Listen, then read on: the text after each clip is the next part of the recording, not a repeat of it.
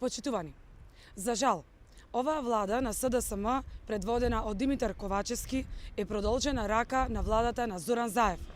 Ова е влада која не знае да се справи со предизвиците.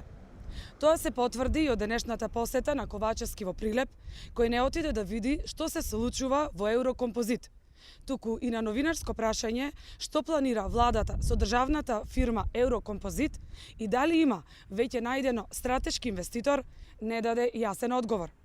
Очигледно е дека или не знае, или пак воопшто не е запознат што се случува со фирмата. Лагите, кои СДСМ ги повторува за Еврокомпозит и понатаму продолжуваат, а сето тоа на штета на фабриката и на вработените. За подсетување, постојано се извршуваат тешки кражби во фабриката, за кои дознаваме од медиумите и дека е украдена скапа опрема и алати. Дали може би намерно се кради и намалува имотот на фабриката и дали власта свесно остава да се извршуваат овие кражби?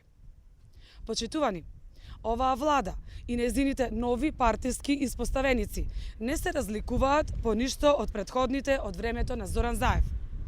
Постојано лажат и манипулираат со граѓаните, како што беше и вчерашниот случај со новиот председател на општинската организација на СДСМ Прилеп, кој во видео порака кажа за некакво историски највисоко зголемување на пензиите, при тоа фалејќи ги политиките на владата на СДСМ.